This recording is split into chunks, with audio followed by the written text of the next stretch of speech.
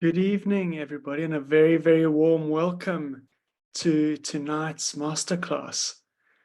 I am Mark, and it's a great pleasure to be here this evening, hosting as well as talking, because as many of you will have seen, Cindy is living the good life in Kathmandu, and it's 1 o'clock in the morning.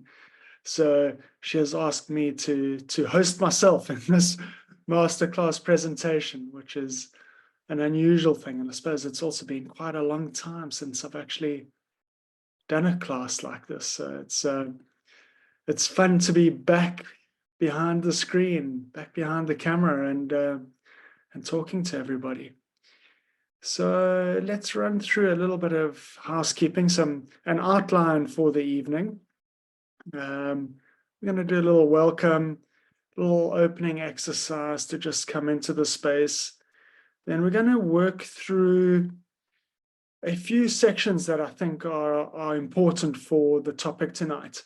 The first and most important thing, I presume, for everybody is the question, am I called to do this sort of work? And we're actually going to shift that down to the bottom, because despite being the most important thing, it will fit better if we do it after we've covered some of the other subjects, because for that, I want to do a guided meditation.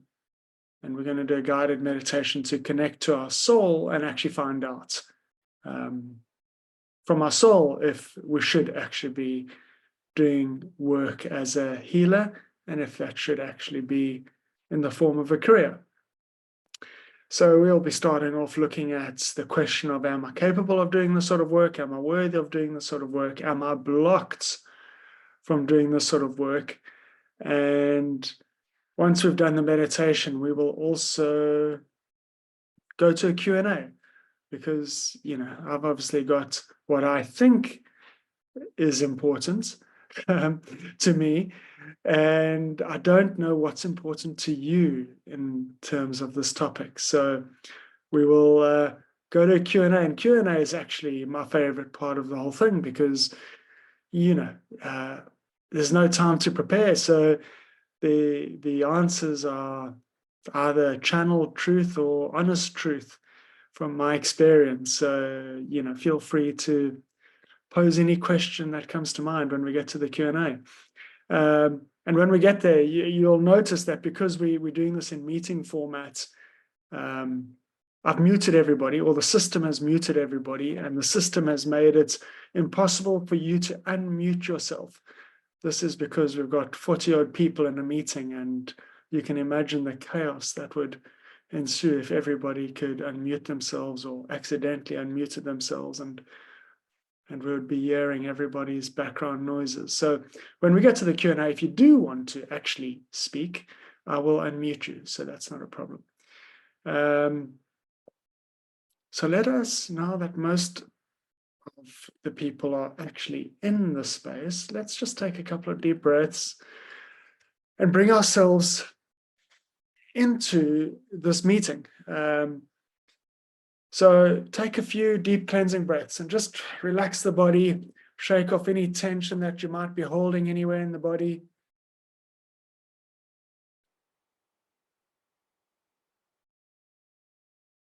And perhaps just touch your heart center for a moment, because touching your heart center can take your awareness to your heart center. And as you touch your heart center, now start to follow your breath through the heart center. And just take a few breaths through the heart center, thinking about what your intention is for this evening. Obviously, it would be wonderful if as many of you as possible are fully engaged and fully present in the meeting. We start to create an energetic field around everybody gathered here. And this sort of builds up an energy field, and into the energy field flows consciousness. And that consciousness is then shared and accessed by everybody in the meeting. So set your intention on being fully present, taking a few breaths and just forgetting about everything else. Maybe putting the phone to one side so you're not checking your Instagram and your WhatsApp messages.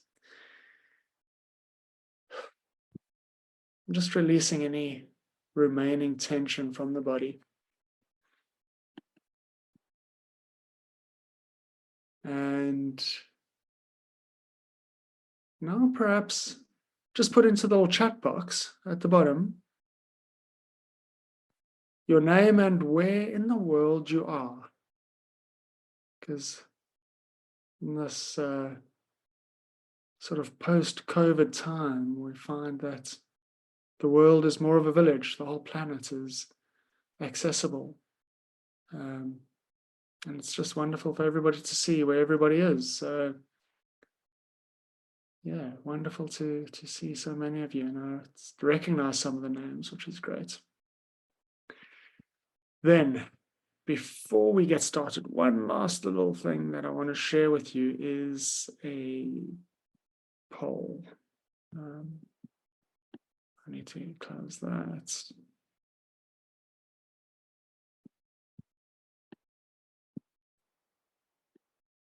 Try and get an idea of where everybody's at. I'm going to launch this little poll. You guys might see it come up on your screen.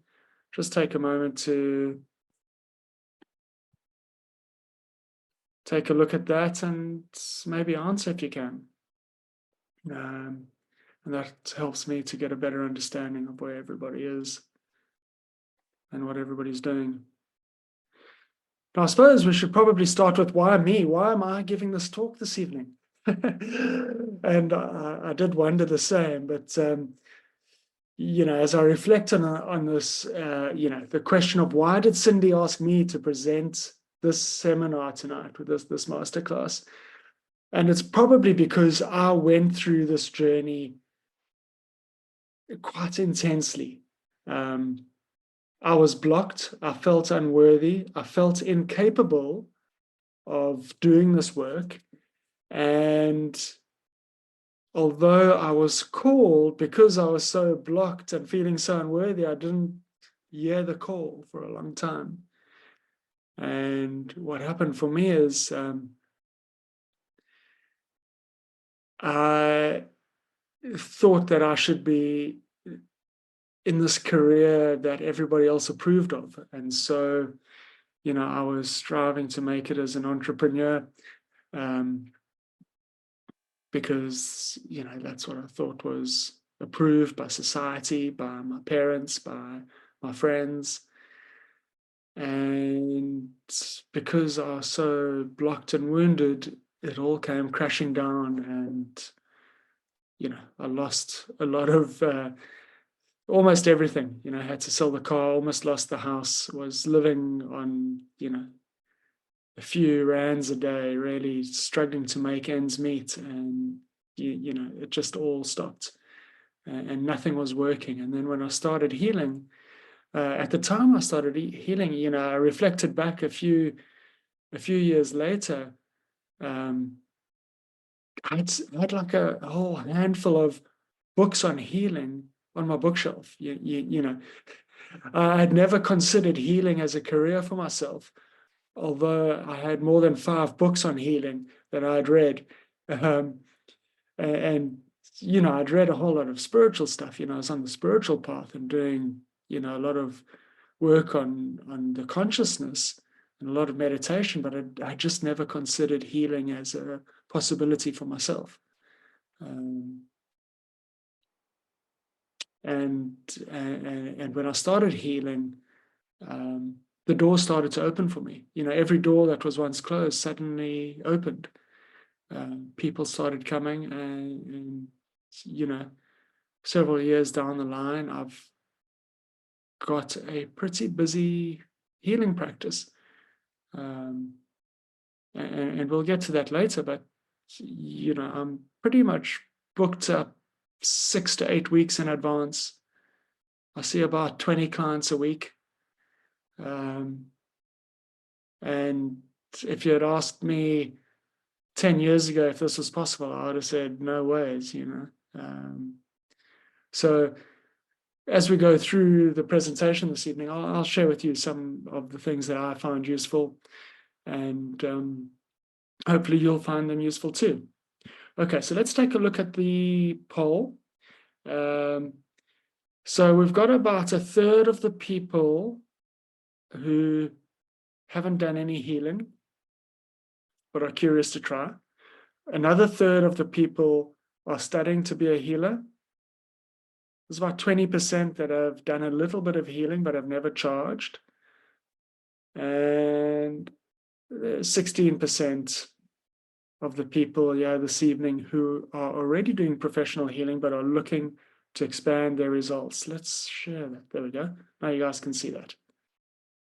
Okay. So that kind of tells us where we're at and what you guys are thinking about, I guess. So let's get the presentation up and we'll get started with that. Okay. So thanks for sharing your names and your locations. Welcome, everybody. Let's get this up. Okay. So as we look at the subject of, am I capable of being a healer? We kind of need to understand the healing landscape. Because whilst, the focus this evening is mostly on energy healing because, that's what the school teaches and that's what I do, it is worth considering that actually the whole healing landscape extends from pharmacists and pharmaceuticals all the way up to people who are doing purely energy work, people who are doing breath work or teaching breath work, and everything in between. Okay, so somewhere, if you are called to be a healer, somewhere within the entire field of healing, you'll find something that works for you. You'll find a modality that will work with your skills and your abilities and your beliefs and perhaps the gifts that you bring through from past lifetimes. So, in my practice, I come across people who have done healing work in previous lifetimes quite often and who face this question, should they start working professionally in the healing space? And quite often, there's something in their past, probably a recent past life, that has led to an interest in childhood, that has led to curiosity as they became adults, and they reach a space where they want to take another step. So quite often, somebody who was a herbalist in a previous lifetime would want to be a herbalist in this lifetime. Perhaps working with plant medicine or homeopathy or something along those lines. And what I've tried to do with this slide, which was actually quite difficult to do, is just try and indicate where a modality sits on a continuum on the physical to energetic line. So that horizontal line on the left, what I'm trying to show there is a healing modality that is pretty physical. And on the right-hand side, trying to show modalities that are more energetic.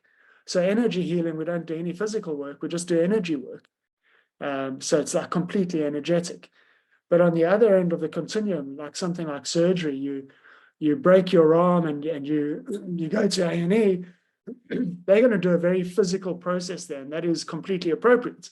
Having been in surgery a few times, I'm very grateful for skilled surgeons to do that sort of work. And then there are some things that are quite hard to quantify on that continuum. So, for example, a chiropractor might do a pretty physical adjustment, but quite often there's a chiropractor doing a little bit of energy stuff as well, whether they're conscious of it or not. I've got a friend who's a physiotherapist that I see, and anyway, she came to me for a healing session, as well as one of her children, and I said to her, you guys are gifted, you guys have definitely done healing work in a previous lifetime. And that was why she chose, within her field of awareness when she was a teenager choosing a career, she was drawn towards healing, but what she was able to do at that stage of her life was study physiotherapy. And I've been to her for physiotherapy, and there's definitely energy work going on while she's doing the physiotherapy. My daughter went to her a few weeks back with a shoulder issue from swimming, and just intuitively she said, "Okay, there's something else going on, Yana," and she explained to us exactly what she intuited was the root cause of the shoulder issue. So, wherever you find yourself drawn in the field of healing, there's a way to bring your intuitive gifts and your past life gifts and your natural your natural curiosity and whatever it is you're drawn to. There's a space for you. Now, the reason that I believe in energy healing so much is because behind all of this, there's energy. And behind everything in the body, there's energy. And I'm a bit of a purist when it comes to energy healing. Like, if there's a problem, I explore what's going on energetically, even if it's a pretty physical thing, like I stumped my toe, that's a pretty physical event that causes a pretty physical injury and physical pain. But I'm like, okay, well, what's behind that? Why that toe? What does that toe mean? And what was going on in my life when I stumped that toe? So there's a lot to the energy, and I also believe that as a species, we are moving towards higher consciousness, and we're moving towards a greater understanding of the energy. And I see this in my practice because I have people coming to me who just 5 years ago would never have even thought it possible that they would be seeing an energy healer, and yet they're coming for energy healing. And I think as a species we've shifted enough that it is just like becoming a thing that more and more people are drawn towards, and more people are finding benefits, and people are seeing the results, because as we raise our consciousness and as our energy ascends, it becomes more likely that there is something energetic that is driving the problem. And it's also become easier for us to find that energetic problem. Because the frequency has shifted, healers are better able to identify the energetic blockage or wound behind the thing. And this in turn leads to positive feedback and more people coming into that healing space. And yeah, so why I feel this energy healing is important is because I think that we are only seeing the tip of the iceberg. I think in a decade's time, there's going to be a whole lot more people coming for energy healing, and perhaps moving away from some of the more physical modalities, perhaps moving away from pharmaceuticals, or at least the pharmaceuticals of a lower level of consciousness. I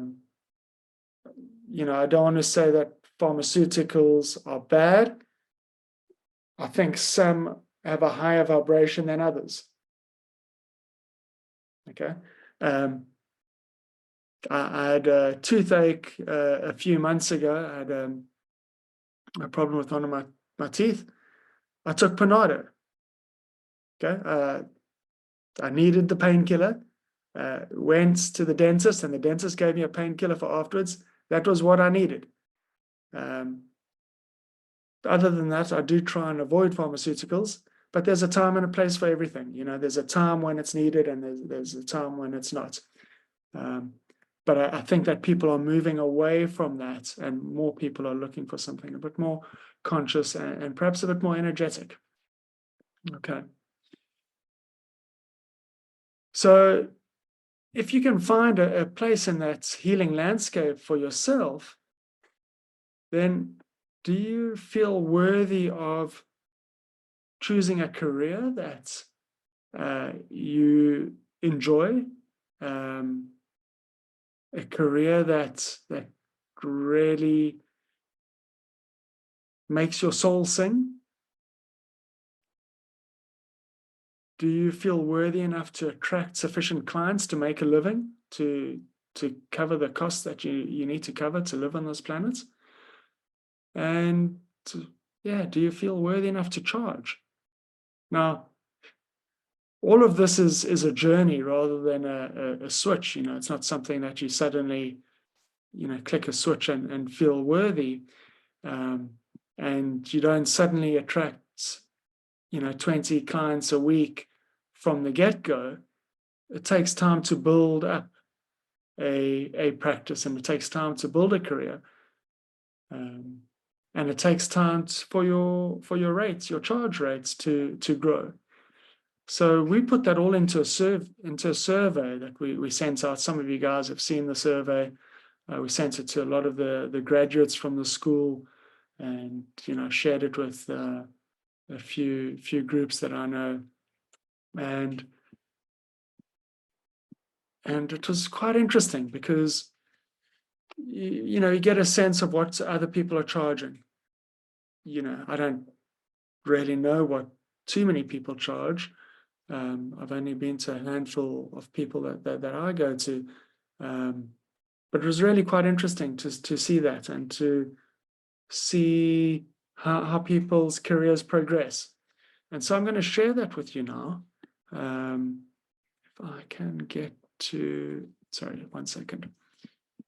I need to change my little Canva slide to that one.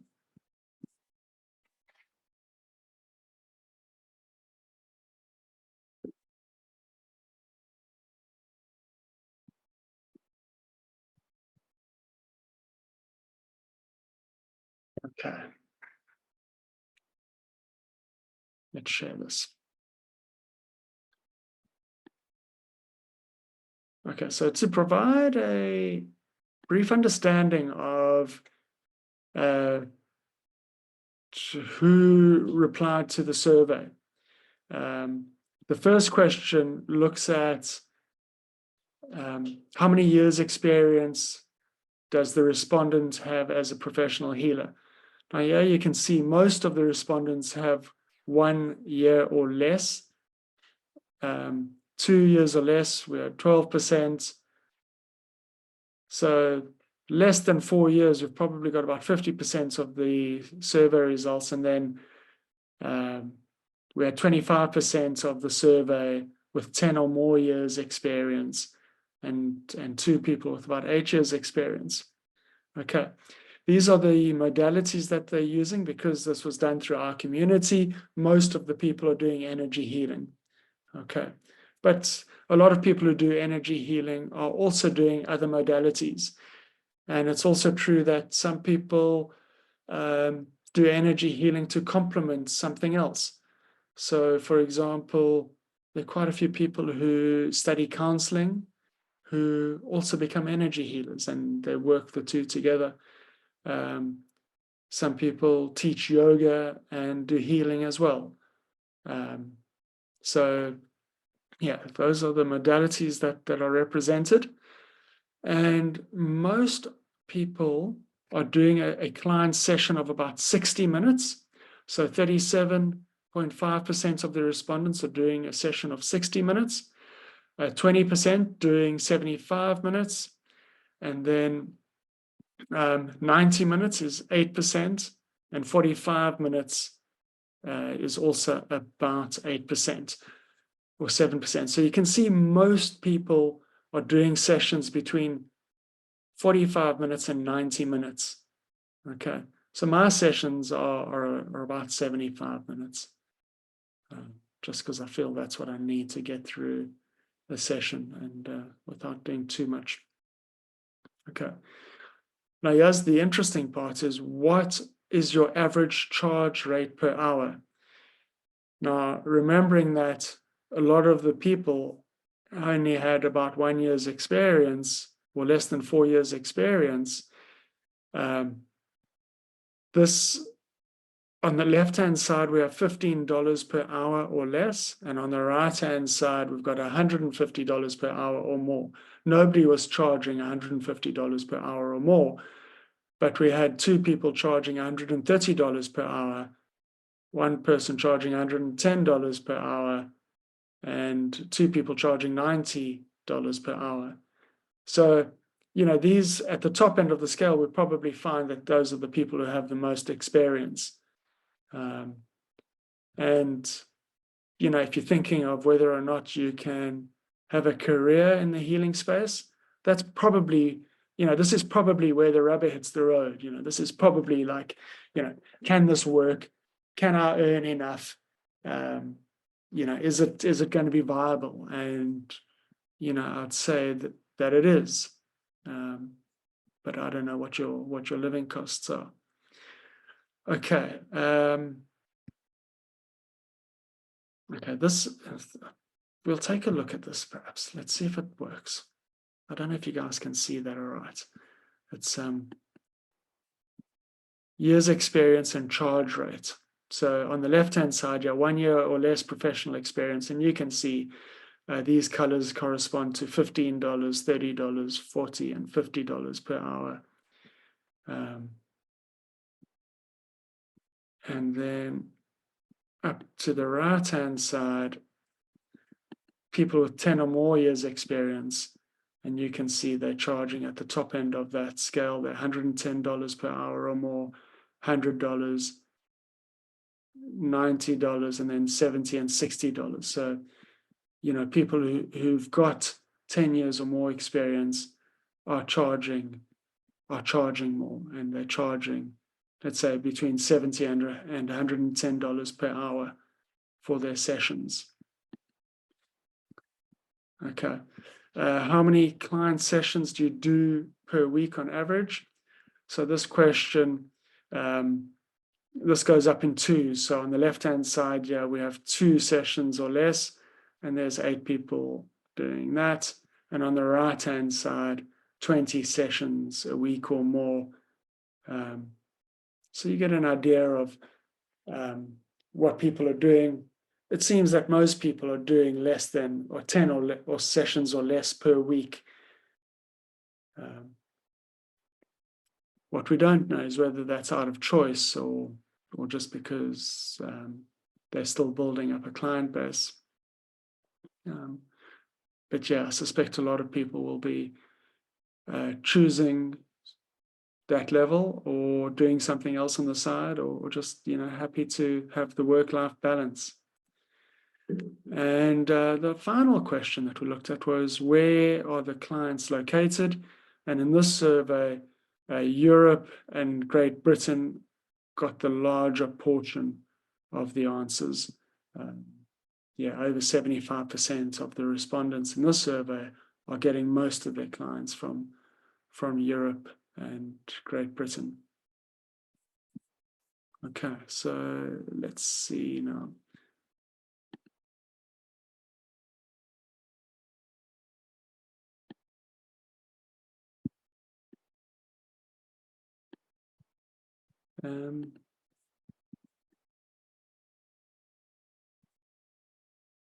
Okay, I just had a fright there. Were you guys able to see that? Can somebody just give me a thumbs up? You guys saw those charts, eh? Okay, great. All right, let's go to the next slide on this survey. This slide, yeah.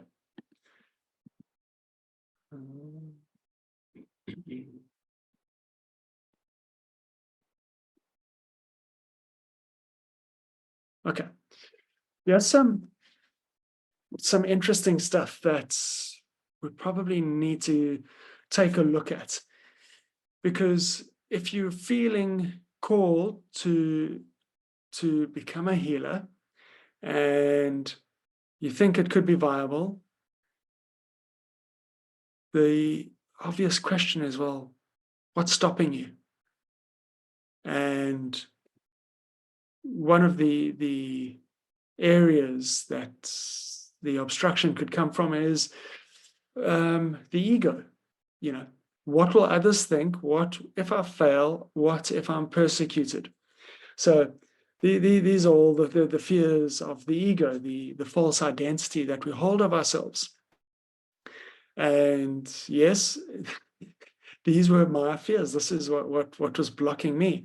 I was actually, it's laughable to think about it now, but I was worried about what other people would think about me, just given my background and my education and the people that I hung out with, I just thought, no, that this is just, not what's expected of me. And it's a bit silly, but, I'm glad I got past that. But it is a fear for a lot of people. And I think being aware of it is a big step towards overcoming it. So if it's there for you, just recognize it. Okay, because if you can recognize that you're afraid of doing something that you might love and that might be part of your reason for incarnating on this planet at this time, to think that you might not do that because you're worried about what other people will think, kind of like shows us how ridiculous that is. As real as it is, it kind of like puts it into perspective, and you might be able to move past it a bit easier with that. Of course, the fear of failure is a real thing. But I think that's also true of, any career that one chooses or anything that one chooses to pursue. There's that fear of failure. And sometimes the fear of failure is greatest for the thing that we care about the most.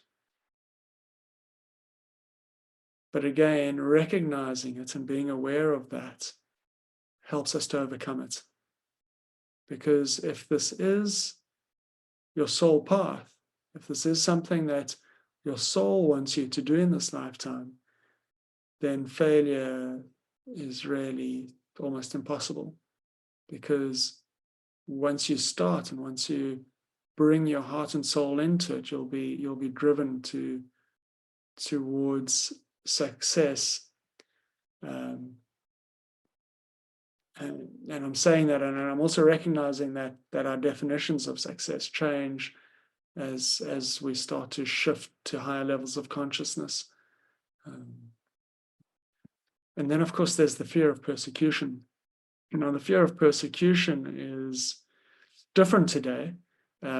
So I have like I mentioned, quite a few people come to me for healing who have had past life gifts and done healing work or psychic work in the past. And almost always they've been persecuted in the past. Now, some people suggest that more than 1 million witches were killed in the trials, in the witch trials in the 16 and 1700s. And yeah, quite often come across those wounds when I'm doing energy work. And whilst in this day and age, we are unlikely to be hung or burnt at the stake or drowned, modern persecution is more about public ridicule, people trolling your social media or your friends laughing at you, or just people saying horrible things. It is something that people are afraid of, and it's got very deep roots. But again, it's worth recognizing if it's there, because shining the light on our fears helps us to overcome them. Now, that persecution that people experienced in past lives often leads to energetic blockages. So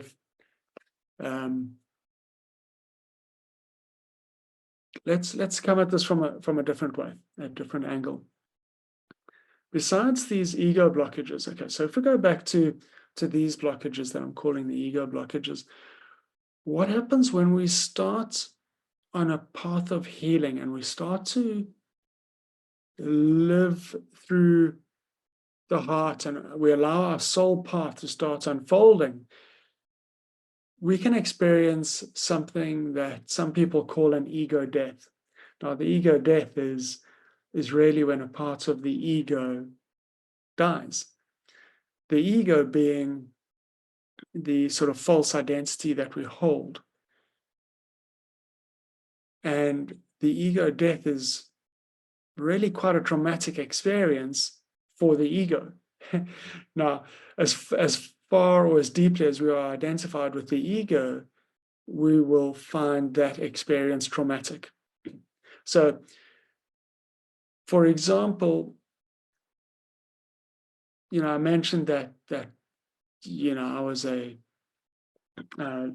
to live a life as an entrepreneur, and to the degree that my identity was associated with being an entrepreneur is the degree to which I suffered when that didn't work out. So when that identity was faced with failure, it was traumatic because of the ego identity with the with that identity.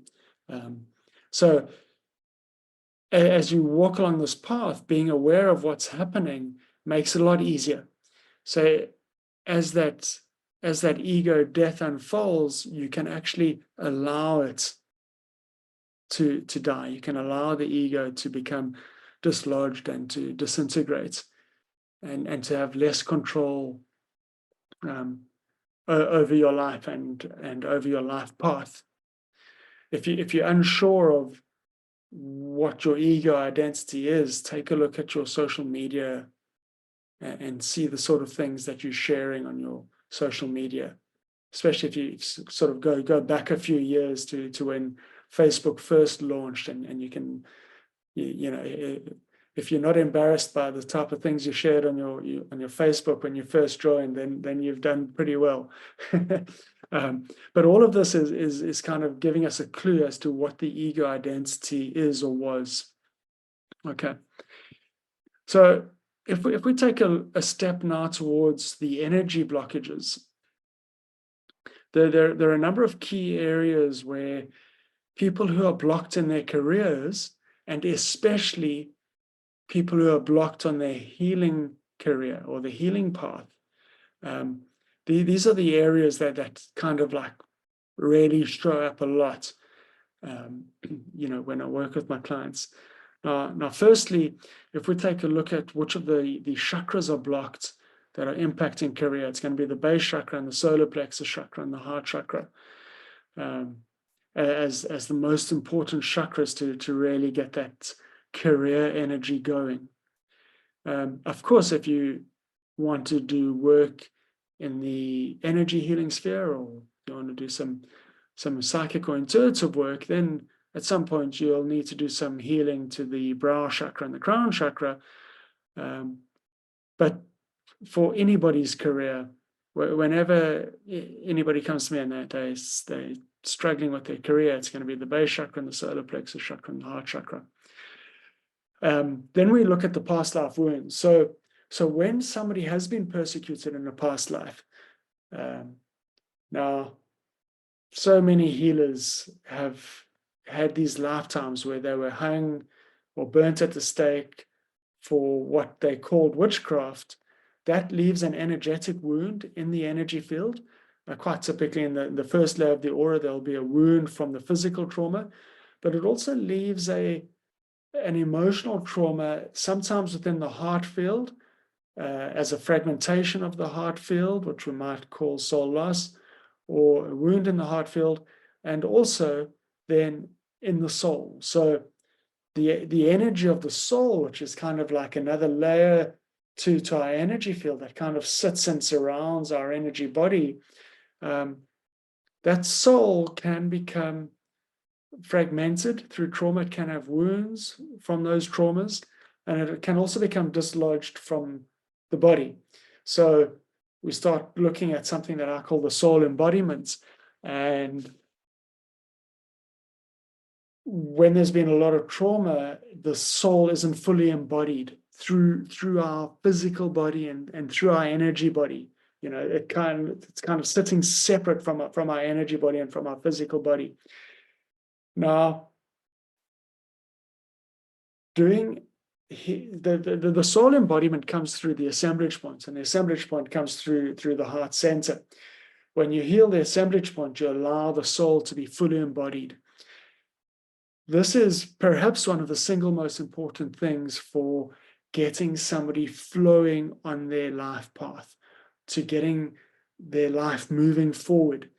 I did a session for a client recently, also, gifted, past life gifts, was struggling with questions around career, did the healing to the assemblage points, and I saw her again after about 3 weeks. And she just said it had been like such a roller coaster for the 3 weeks, because she suddenly realized that her corporate career was just not aligned with her at all. And she was now ready to take that next step. And she was very excited about it. But, also experiencing some of that ego death that we had spoken about, and some of the challenges that one has to face when making a life change. Now, those challenges might not be avoidable, but we can make them easier. Okay, just by approaching them consciously. Okay, so we work on the soul embodiment, and you get your soul really connected to your body and to your energy, and that really opens up the path for you. Then there's something that I call the career aspect. We've got there's 10 primary aspects that I've identified so far, and there are a couple of secondary aspects, 17 secondary aspects. But the most important when it comes to career is the career aspect. So the career aspect is all your energy related to career across all lifetimes. So whenever you're thinking about your career, whenever you're working, all that energy sits in its own energy field, permeating all the layers of your aura, and permeating your entire energetic anatomy. So when somebody was persecuted for their career, as in being burnt at the stake, you can imagine there's going to be a lot of damage done to the career aspect. So in those situations, I find the career aspect 70% damaged, 80% damaged, sometimes as much as 90% damaged. There'll be wounds in the career aspect, fragments broken off the career aspect, and quite typically in that situation, the person is going to be struggling in their career, whether they're on the right path or not. It's going to be it's not going to be flowing at full strength. Okay. Then, of course, we can have blocked money issues or bank issues. So there's a secondary aspect for money and finance, and then our bank has its own energy. It's not related to who you bank with, but within your energy field, you have energy for your bank, and this sort of holds your bank accounts. And that can also be quite damaged where we had lifetimes of poverty, or where we haven't, valued ourselves and haven't allowed ourselves to earn money, or where we've taken vows of poverty, vows of renunciation, which comes up sometime when people perhaps haven't had lifetimes of doing psychic or healing work, or if they hadn't been persecuted for witchcraft, perhaps they were in the church or one of the religions where they did a vow of renunciation, and this can make it quite difficult to then start earning money, because we've made a vow at the level of the soul to not earn money, and now we're trying to earn money, and there's this conflict between our soul and ourselves. And then if you've started a healing business, or any business really, that business has its own energy field, and this energy field is what people interact with when they're thinking about coming to you for healing. So I'll tell you a little story about this. Many years ago, I was involved with a small spiritualist church nearby, and because I've got a background in business, I was the treasurer for a period of time, and I was just tracking the weekly collection.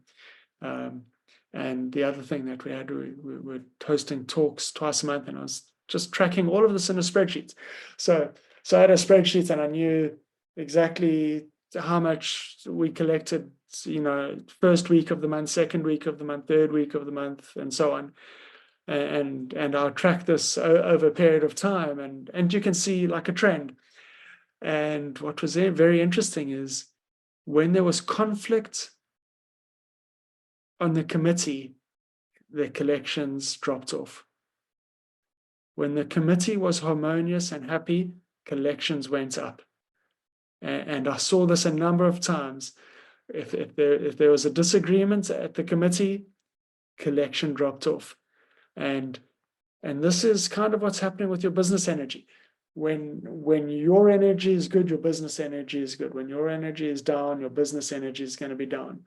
And you'll be able to see how many bookings are coming in, how many inquiries am I getting, and you'll be able to fix that. Actually, it's pretty straightforward. Sorry, the cat is coming to say hi, but getting in the way of my notes. Let me just put it down. All right, so that is that.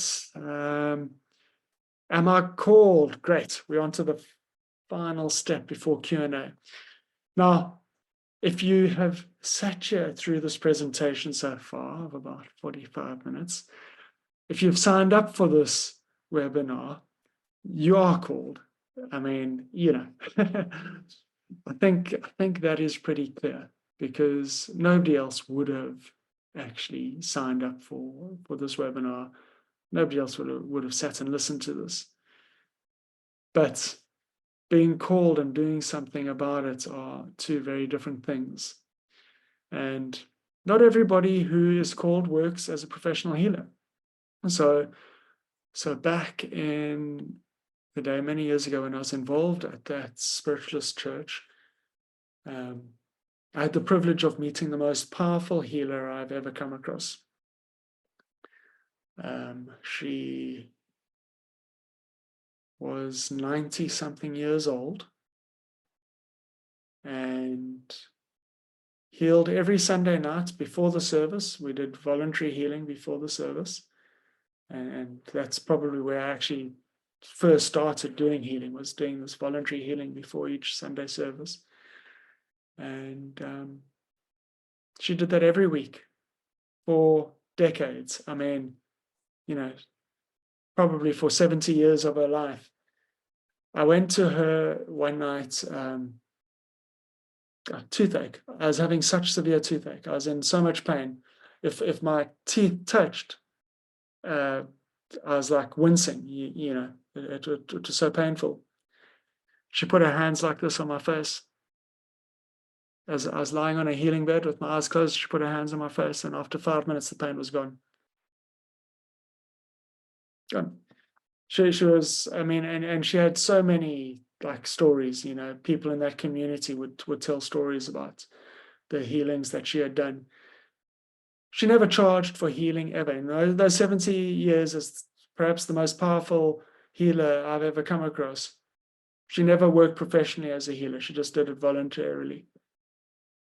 And for some people, that is perfectly okay. And perhaps it's also a different era. She comes from an era where perhaps she didn't have to have a career because her husband worked. And most of us don't live in that sort of time anymore. Most households require a double income. But there are a lot of people who are healers who never do so professionally, and a lot of people who are healers but are actually working in other careers but do the healing on the side or as part of what they're doing. They're just bringing a message, they're bringing a level of consciousness into their environment. Yeah, and I was at I don't know if any of you guys were at Spirit Fest on the weekend. Just say how's it on the chat. Tell me what you thought about it. But I was at Spirit Fest on the weekend here on the garden route in South Africa, and I did a cacao ceremony with somebody who works with plants, but she does rehabilitation of like farmland and so on. And this is just another form of healing. She's employed as like a landscaper, and by the government and by farm owners and so on. And she brings in what she's doing consciously is bringing in different plants to that are required to heal the land. She's healing, but she's not a healer professionally, but she's healing.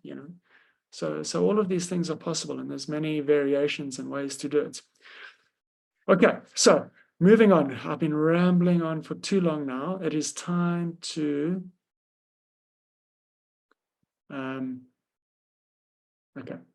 It is time for us to do a little meditation. So what we're going to do in this meditation is we're going to do a relaxation.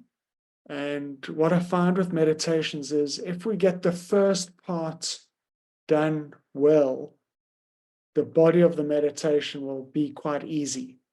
Okay, so we're going to do a relaxation. We're going to do some breath. We're going to do some sensing through the body. We're going to connect to source. We're going to open up the heart. We're going to ground ourselves and connect to the earth. And all of these steps are very important. Okay, we're also going to connect to our higher self and do some energetic protection. So this first part of the meditation will probably be about 10 minutes. But if we do it properly, then the next part of the meditation takes care of itself. And the next part of the meditation, we're going to connect to your soul. And this will be quite easy once we've done the first part. Okay. And when we get to the soul, I'm just going to guide you to contemplate things, see how it feels. I'll prompt you with a few questions, but you'll also be able to ask your own questions. Okay. And I'll give you a bit of time there, and then I will slowly bring you back into your body, back down to the earth, into your chair with your feet on the ground. We'll pull the aura in again and do everything that's necessary. Okay. And then once we're done, we can go to a Q&A and see if there's any questions. Now, what I'm going to do is I'm going to record this meditation so that if you want, I can share it with you. I'll get it edited, and then it'll be ready in about a week or so. So just give me a second, Joe, to get ready.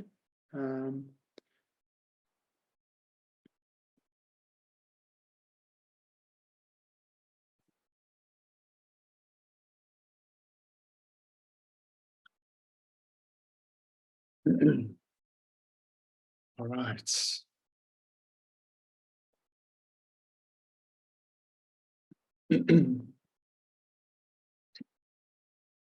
Okay, guys, allow yourselves to get comfortable.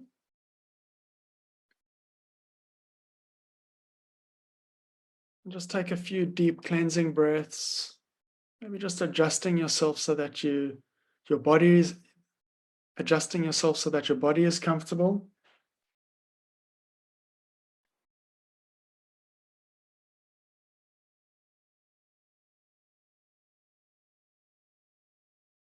And with a few big exhalations, just release any tension that you might be holding in your body.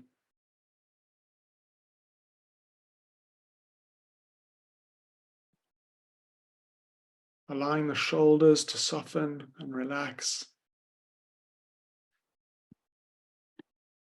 Releasing any tension from your jaw.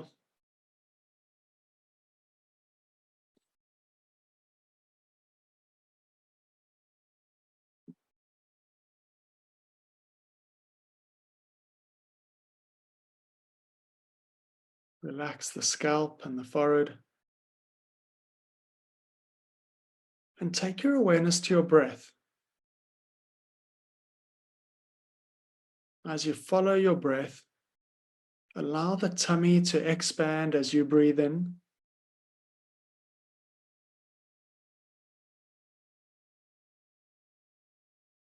And this allows the air to be drawn to the lower part of the lungs.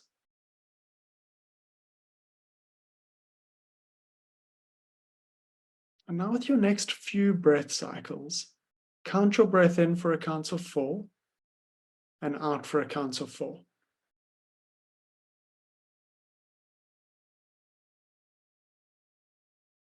Now, following your breath in this way is probably one of the easiest ways to take the mind into an alpha state.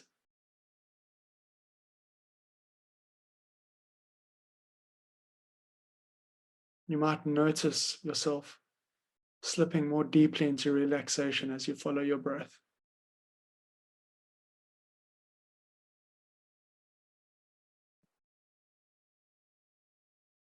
Now, with your next exhalation, follow the energy down to your feet. And take a moment to sense the energy of your feet.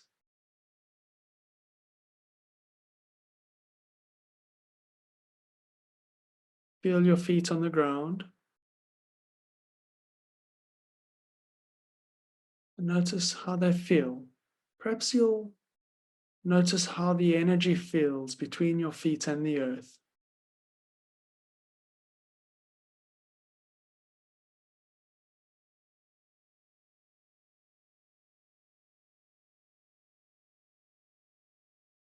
As you focus on this energy and this connection to the earth, set an intention in your mind on being grounded.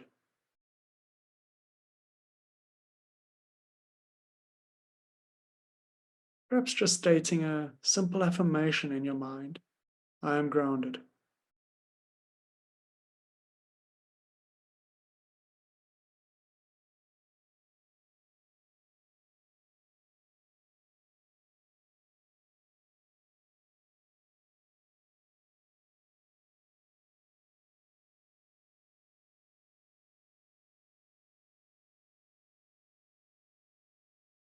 You might feel that earth energy coming up through your feet and up your legs as you bring your awareness to the base of your spine. As you focus on the energy at the base of the spine, set another intention on being grounded. Perhaps feel the energetic connection from the base chakra to the earth.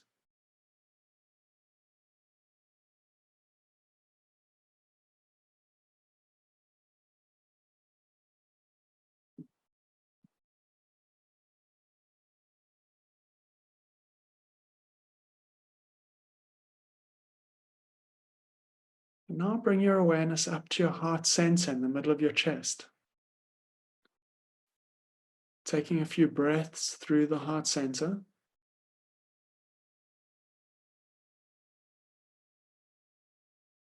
Set an intention on bringing yourself into alignment with your higher self. Your higher self is that part of you that is in constant contact with the divine,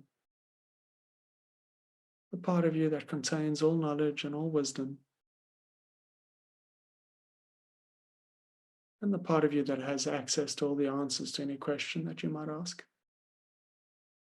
And you can do that quite simply by stating a simple affirmation in your mind: I am aligned with my higher self.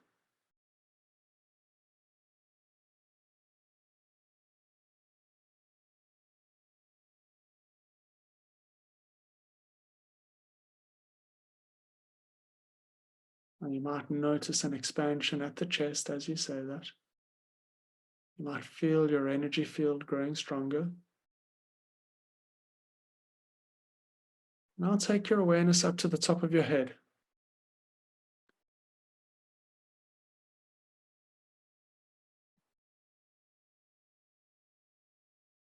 Take a moment to sense the energy of your crown chakra. You might feel a tingling sensation where the crown chakra meets your scalp.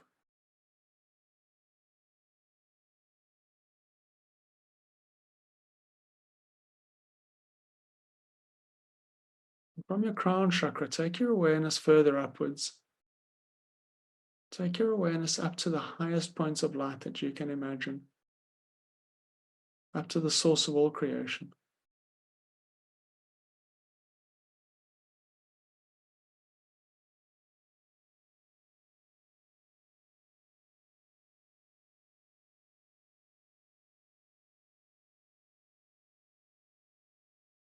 And as you connect to the source of all creation, allow yourself to connect to the energy of unconditional love and infinite joy.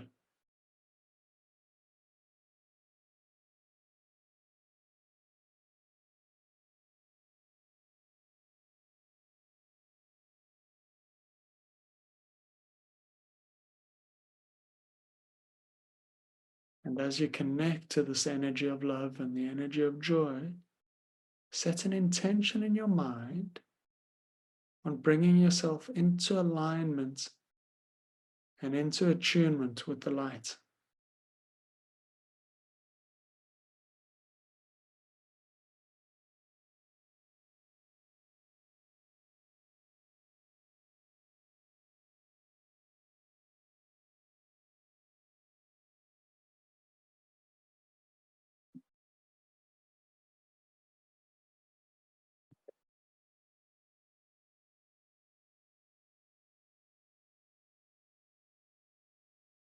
And then invite that light to pour down into your body. Imagine a powerful pillar of light coming down through the top of your head and down into your heart center in the middle of your chest.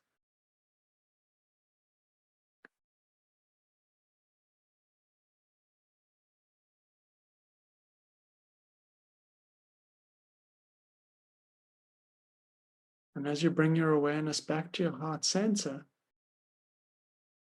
take a few breaths of that divine light through your heart center.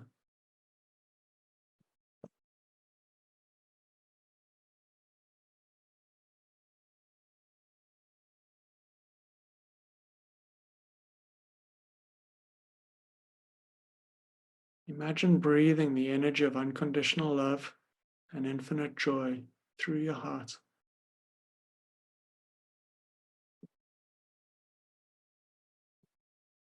Smiling in your heart.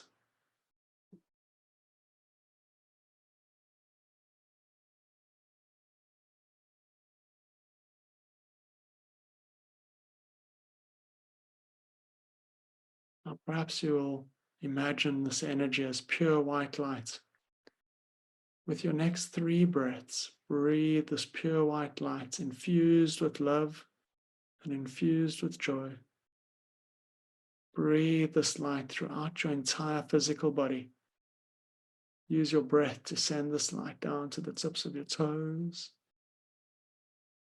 to the top of your head, to the ends of your fingers.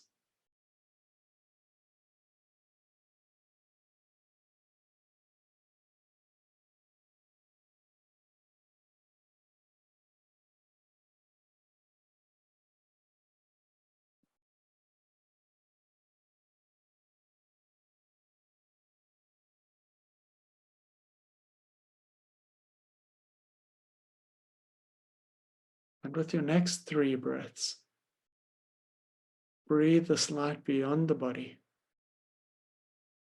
Allow the light to radiate beyond your physical body, creating a sphere of perfect white light that surrounds you and protects you.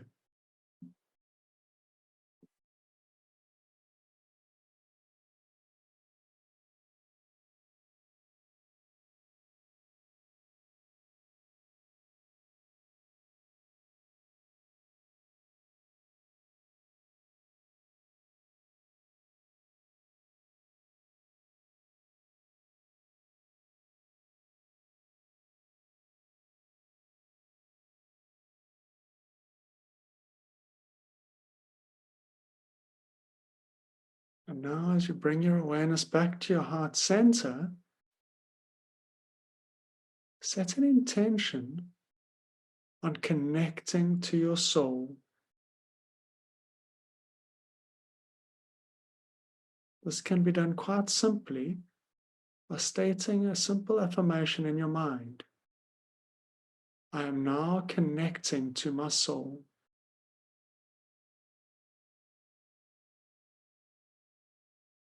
You might find this energy surrounding you,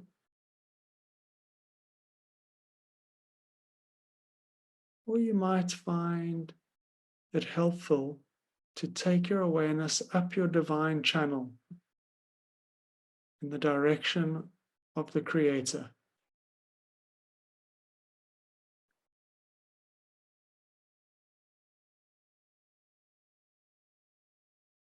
And as you set that intention on connecting to the energy of your soul, observe how your body responds.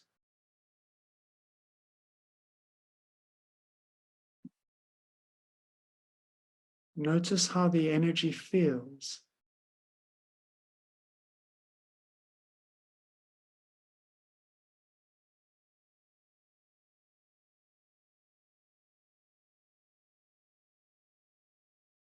Be aware of any thoughts or emotions that arise within your consciousness.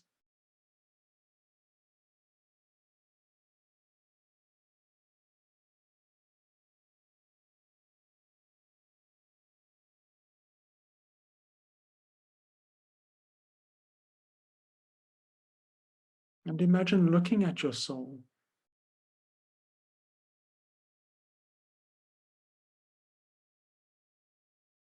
Simply noticing the images that arise within your consciousness.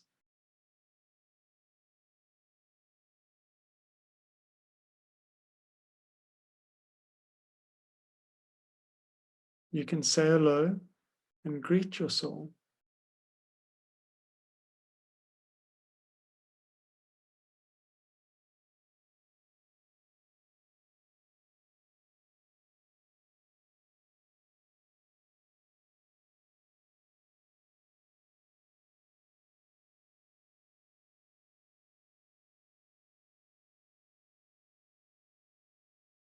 And send love from your heart to your soul, creating a loving, energetic connection.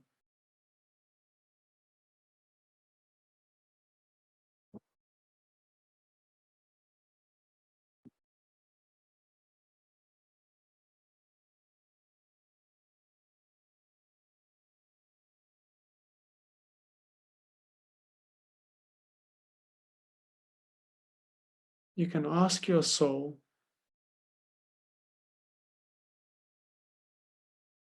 if it wants you to become a healer.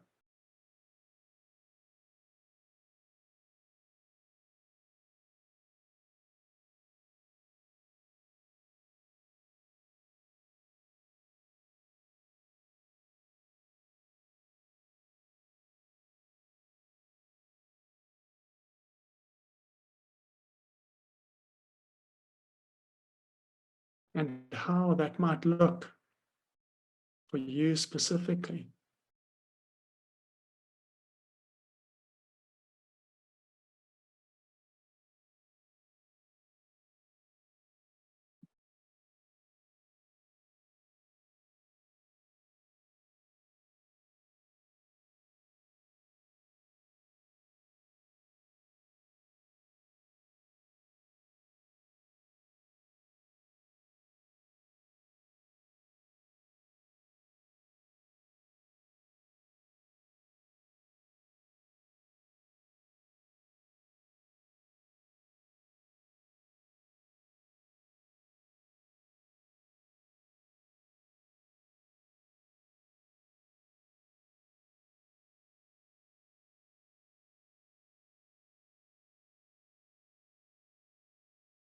Perhaps you can ask what your next step should be.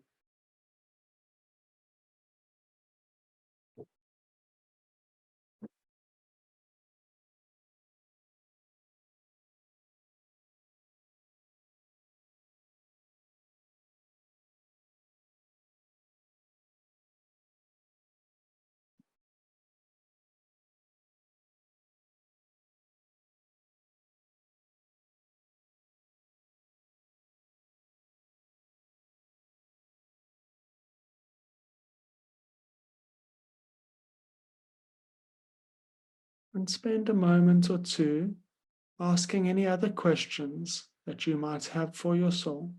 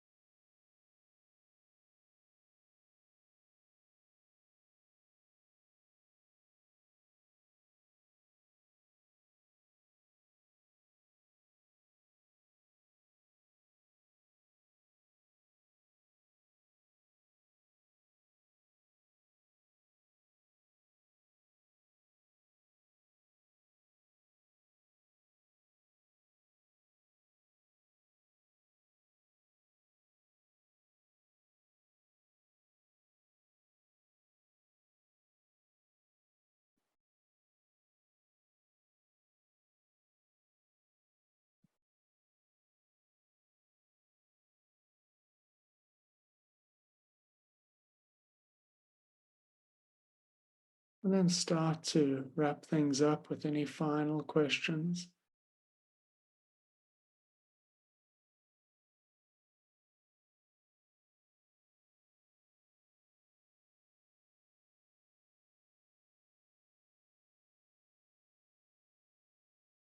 Expressing love and gratitude for your soul.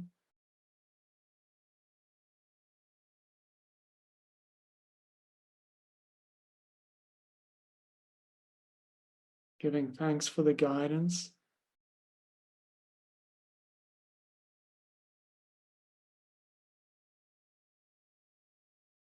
Perhaps setting an intention to visit more often.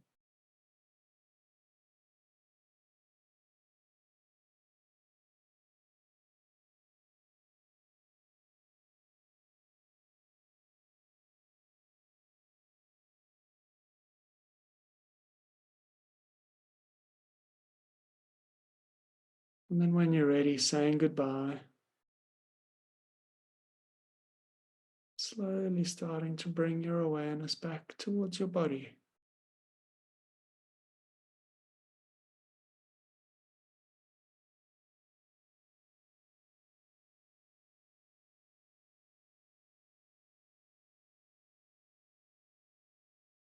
As you become aware of your body, take a few breaths, following your breath through the body.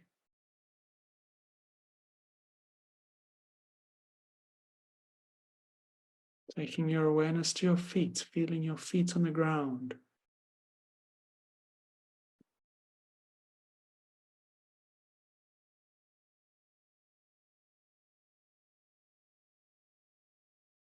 Setting an intention on being grounded.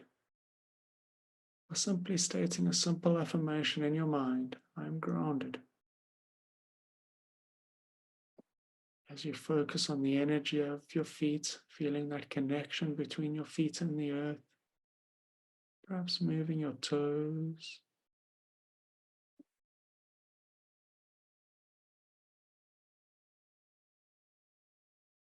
I'm grounded.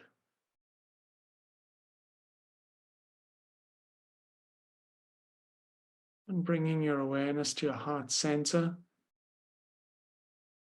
Taking a few breaths now through the heart center, and with each inhalation, draw your energy field inwards, pulling your aura close to your body.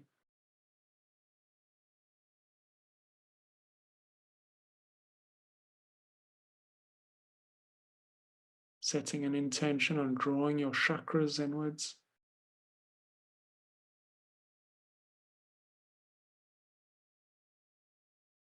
Just to desensitize the chakras and the aura, pulling them in closer to the body. Now imagine surrounding your entire energy field with a field of pure white light, protecting your energy field.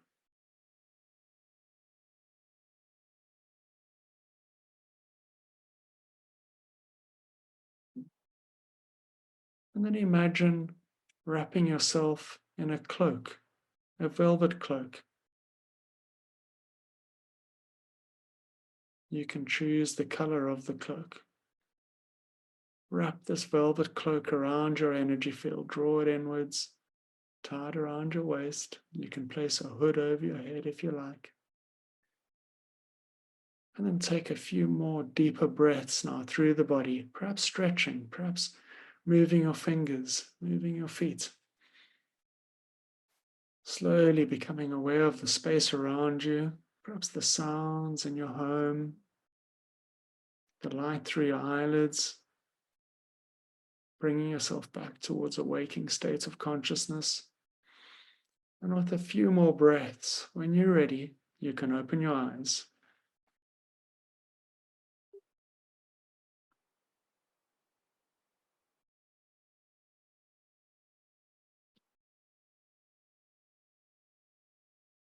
All right.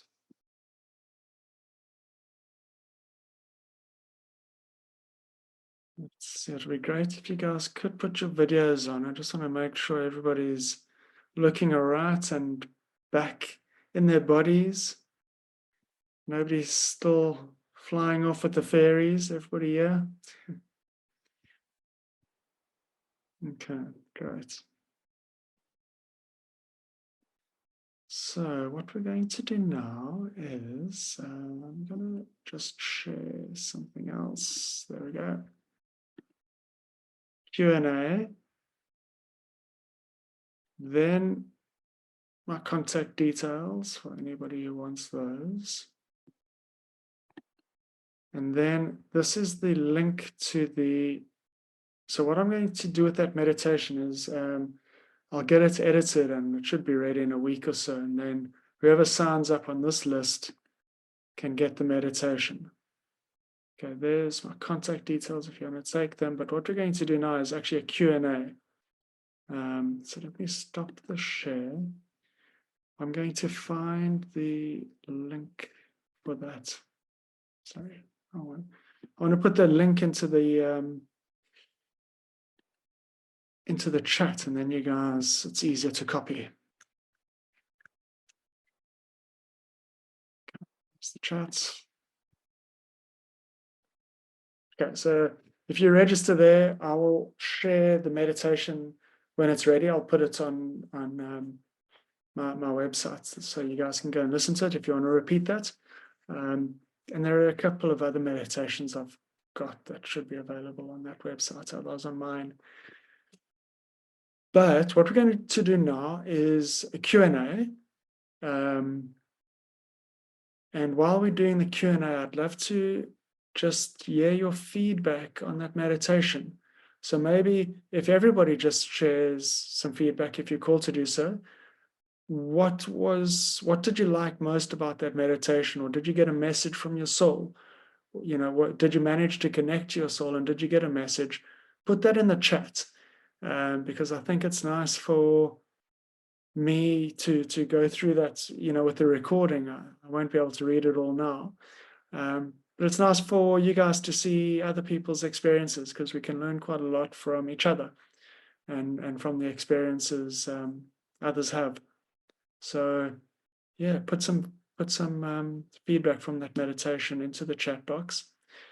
And then if you've got questions, questions, because the chat box is being used, you can put your thumbs up, put your hand up. I think there's like a symbol or something. There's a thing, and we'll take questions. So you can just do this, or, you know, get my attention, or you can put it into the chat. And I'll try and see if I can keep up with the chat, but that's going pretty fast already. So let's say Q&A, like put your hand up, and I'll come to you, and I'll unmute you, and we can take questions.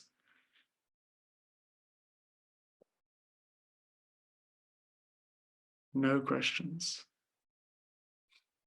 Nobody, no questions, or nobody brave enough to ask a question out loud yet, because you're all coming out of a deep meditation. You're all still like in a different zone. Pippa, there we go. We got a winner. Okay. Pippa Brown. Okay, so I've got to ask you to unmute. What is going on there? I thought I'd stop that. Okay. See if you can unmute yourself. There we go. Pippa, go ahead. Hiya, hi everyone. I was just well, first of all, thank you so much for that meditation. It was amazing.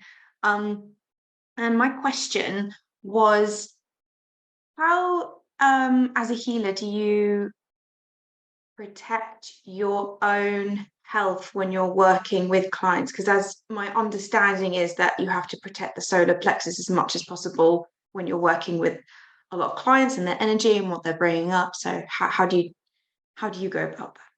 So protection is mostly about imagining or creating an energetic field in the thought realm of a field of light around an energy field. So if you're protecting your solar plexus, you can imagine it surrounded by a sphere of light, or you can imagine like a shield. Some people like to imagine putting on a suit of armor, like metal armor or crystal armor. But the most important thing about meditation, well, firstly, any thought form protection that you do is temporary.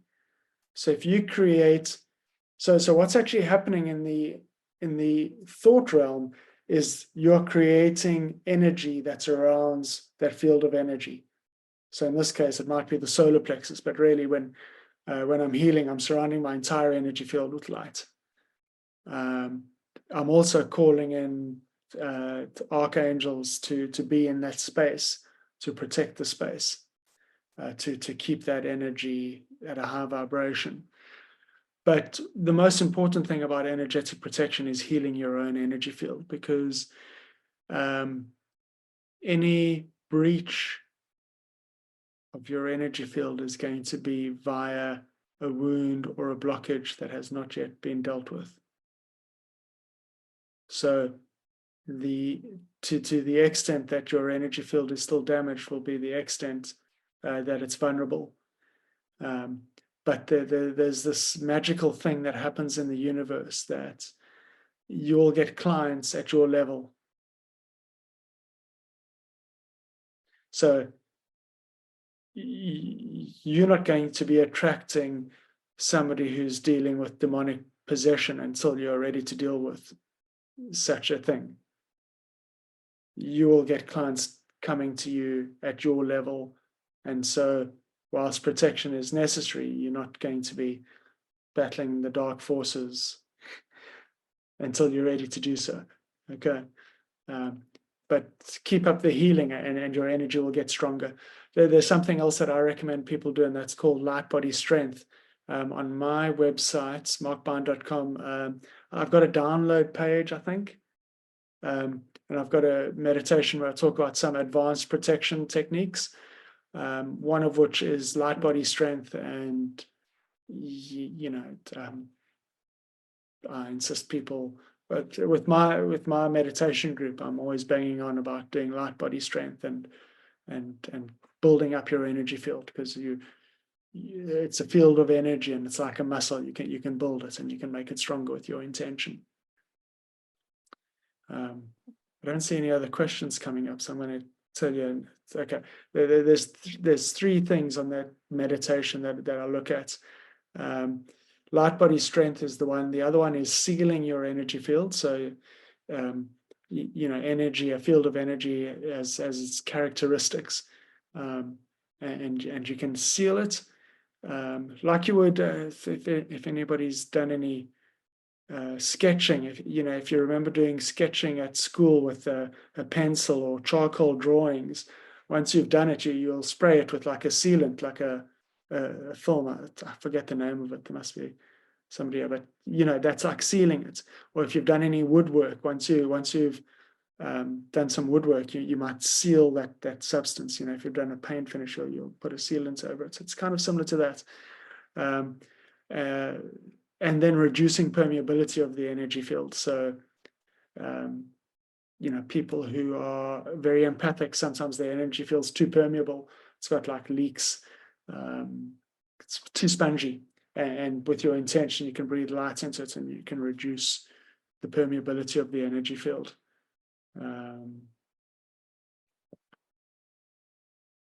Okay, so I don't see any other hands going up here. Let's see if there's anything on the chat.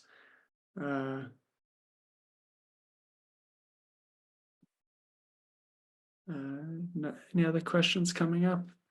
Okay, so let's take a look at what's coming up on the chat. I'll see if I can see any questions there. Okay. Some people didn't get answers in the meditation. Okay, that's not unusual.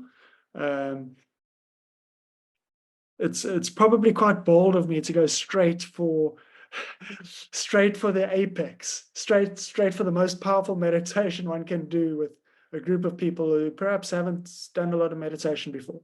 Connecting to the soul is like, it's a big deal. And if you didn't get answers, that's fine. The answers it might simply be that they're not through to the conscious mind yet. So you might find that they will arise over the next few days, perhaps when you're in the shower, perhaps in a dream, perhaps it'll just start surfacing because you've opened the door and you've asked for the answers. They're there. It's about the ability to receive the answers, and that can take a bit of practice if that's unusual. When is the cutoff time to apply for the course? Thank you, Sabrina. I was going to get into a lot of trouble if I didn't tell you guys this. Okay, there's a little bit of time, and they will make provision for people who still want to do the healing course with the School of Intuition and Healing. There's space for the Cape Town in-person healing course. They'll do last-minute applications and interviews. So if you're in Cape Town and you want to do it in person, in the flesh, gather in a room together, there's space, and they will still take applications for that, because I think it is starting imminently. I'll see if I can see that now. Also, the online course that is starting shortly also has a little bit of space, and so you can still get in touch with Cindy and set up an interview. So get in touch with the school if you're interested, and you can set up an interview, and they will, if appropriate, there's still time to get on that course. London has an in-person course starting in November. Okay, so if you're in the UK, if you're close to London, you can do it. That'll start in November. Psychic development and mediumship progressions with the school are internationally accredited. They have new dates starting towards the end of May and are currently doing interviews. Okay, so that's psychic development and mediumship. In-person events will be on recording for those in London and Cape Town. So there's always an option. Okay, let me see if I can see the dates. But I really think these are like imminent, as in starting in the next month or so. So that's actually quite great because, if you want to keep the momentum going, you can, if you've got a yes and you want to take action, you can take action, and you can probably get started within, 4 to 6 weeks, either in Cape Town in person or online. There's a question here, do I do trance healing? I don't do trance healing. The school doesn't teach trance healing, so I don't know too much about trance healing, but I do like to be in control of my faculties. Yeah, the school doesn't teach trance healing because it is a specialist thing, and there is a risk to it. And if you want to know about the risk to trance healing, you can take a look at what happened with the guy formerly known as John of God. And you can Google the controversy around him. Where do the in-person gatherings take place? I don't know, Sabrina. In Cape Town, I'm suspecting it would be in the southern suburbs. In London, I'm not sure. Because I don't think there's a dedicated space. I know the school used to use a venue in North London, North Central, but I don't know where their space is at the moment. What do I do on a daily basis to keep my energy high? Thank you, Julianne. So, very important question. Healing is actually a lifestyle. And, if you starting to do some self-work and you're doing some healing, well, it's kind of, becomes a daily practice. I do meditation and intentional breath on a daily basis when I'm working. So weekdays I check and clear my energy morning and evening, and in between sessions if I need to. I do a lot of spirit release work. So sometimes I'm dealing with the dark and the dangerous. So I do keep very close tabs on my energy. But yeah, mostly the most powerful thing is just some intentional breath, breathing light into different fields of energy, and it keeps it good. I exercise. Exercise is another very good thing for keeping your energy good. I've noticed that when I have clients, the clients who exercise always have strong energy. So I do quite a lot of physical exercise to, also just to, get out of the house and do something physical. Also, it's quite grounding, doing energy work all day long. It's quite nice to, at the end of the day, go and do something physical and come back into the body quite strongly. Julianne is saying in London they meet near St. John's Wood. Okay. Let me just see if there's any other questions I've missed on this chat. Yeah, combining art with healing. Nice. I like that, Wendy. Powerful. You can, arts is very powerful way to heal, and music, music touches so many people.